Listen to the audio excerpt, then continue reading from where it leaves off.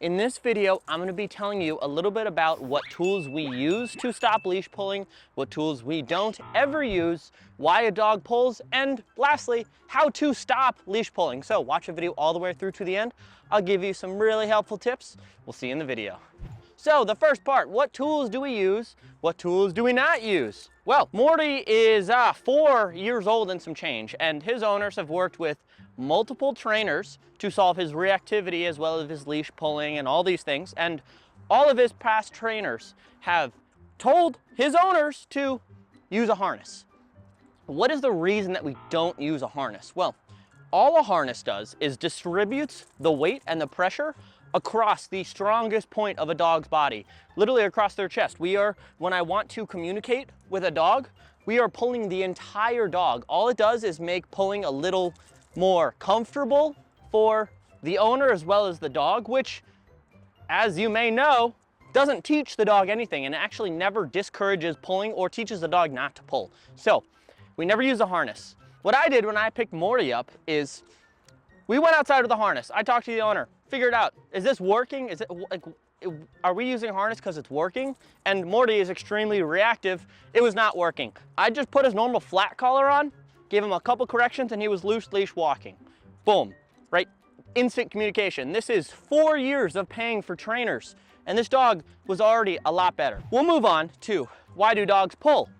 Well, dogs pull because they are reinforced to. A dog sees something or smells something or wants to go to something or is reactive. A stimuli is out there somewhere. A dog decides to pull and a dog gets there. Plain and simple. What is the dog gonna do next time? Well, the dog is gonna pull to get there. If you're walking your dog on a leash and they are just at the end of the leash pulling and we're just going in a straight line, you are still encouraging the pulling because the dog wants to go forward and the dog is getting to go forward by pulling. So it's really important that we teach a dog pulling actually gets you the opposite direction, further from where you want to go. And that's something really important that owners need to understand how to communicate with their dog on. Let's get into how we actually stop pulling. The whole idea behind how we stop pulling is encourage behavior of our dog having a slack leash and discourage the behavior of a dog pulling. We want to make pulling uncomfortable inherently. It is very straightforward to the dog. Oh, this is wrong. Okay, cool. And then our dog can settle down, be a little more chill, be a little happier. So what we're gonna do here is we have Morty hooked up to a prong collar. We have not used it yet. I'm going to use very, very mild pressure. Dogs that have been on a harness their entire lives are generally a little bit more sensitive. So what we're gonna do is hook them up to a prong collar, but use a little bit less pressure. And the only reason we're hooking him up to the prong collar is just to teach him what leash pressure is, right? Teach him the rules of the game. And once he understands the rules of the game, we are going to move back to his flat collar. What we want to do is teach him, you feel pressure, you come back to me. You feel pressure, you're doing something wrong. And then we encourage the behavior of him coming back to me. So he is fairly engaged. I mean, you should have seen this dog when I picked him up. This dog was all over the place, but this prong collar's a new feeling. He's gonna itch and shake a little bit, that's okay. And this is not a permanent solution. All this is a bug on me. All this is a communication tool, a training tool. We can use a prong collar, but if we were to use a flat collar or a slip lead or something, right? It's not the best tool for the job, right? We're gonna have to use a lot more corrections, a lot more communication. I don't wanna hurt him, right? I just wanna communicate with him and make this one training session, we're done, no more pulling. So what I'm gonna do just to build a little bit of engagement, turn around and walk that way. Yes, good boy. This is step 1 of the 3-step training process. Sudden U-turns. Good boy. We do have treats. He is not very food motivated, but if he takes a hot dog, a little glizzy, we'll give it to him. Yes, good boy, Marty. Good boy. Yes.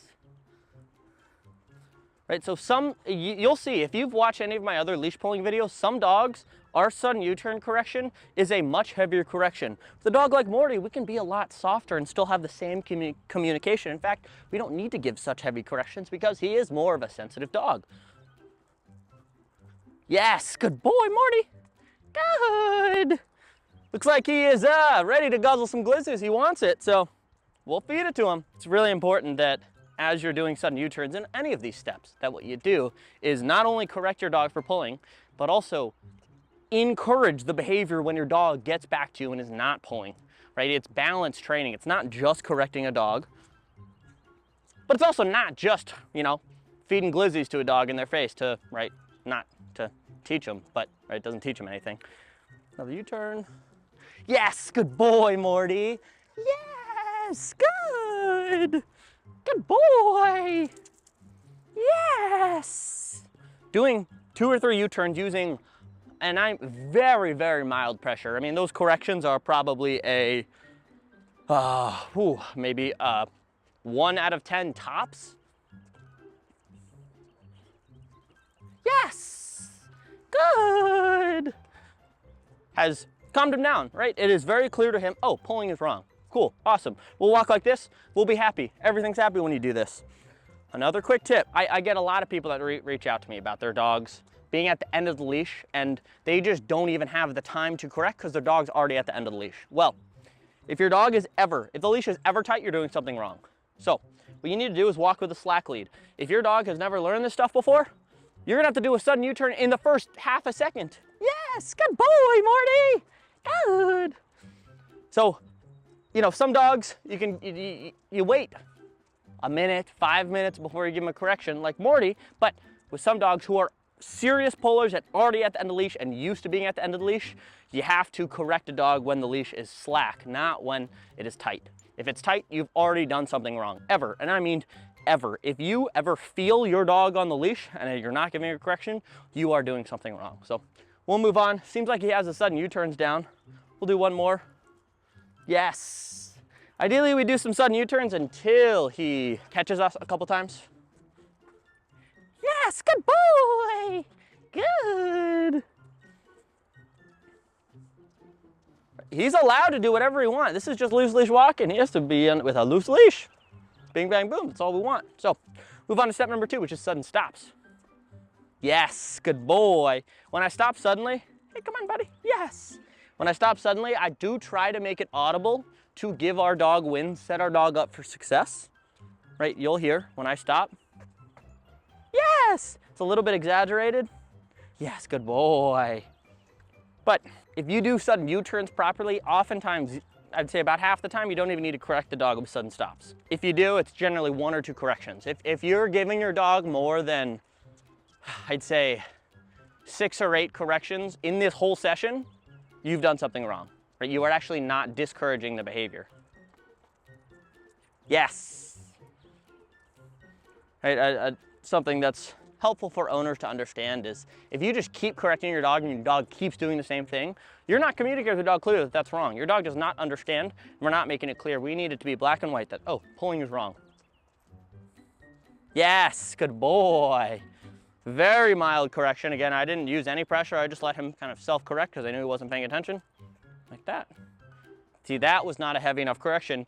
He just stopped, kept looking, didn't turn around and look at me. But yes, good boy.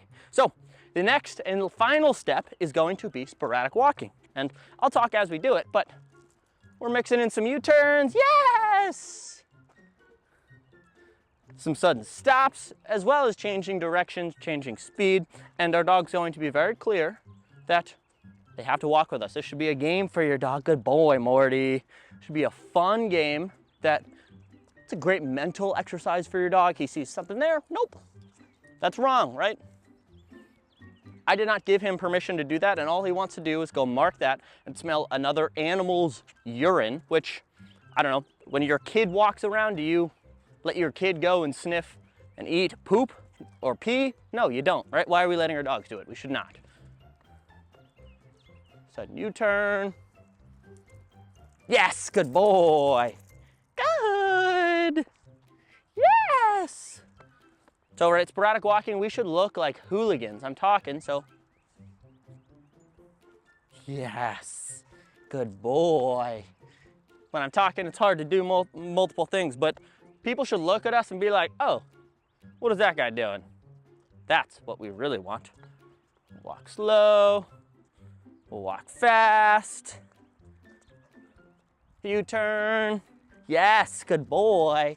that was a situation. I let him get to the end of the leash. That was a slightly heavier correction, but significantly more engagement already. This is ideal. And what we're gonna do is over the next probably 2 or 3 days, we're gonna go out and we're gonna practice this every single walk. We're not differentiating training walks from normal walks. This is life. This is how we walk. And if we make it very clear, pulling's wrong, this is right, good boy, Morty, yes! Our dog will have a clear sense, oh, I never pull where I want to go. Every training walk we do from here on out, we're gonna go through the steps a lot quicker. It's gonna be a lot more clear to him. So if you have any questions, let me know in the comments below. And if you've succeeded stopping your dog from pulling, head over to Instagram, put a video on your story of you walking your dog, no pulling, and tag me. Maybe I'll repost it. You gotta be following me, but I'd love to see your progress over there. Head over to Instagram. Let me know how that's going. And don't forget you hit the subscribe button. And as always, we'll see you in the next one.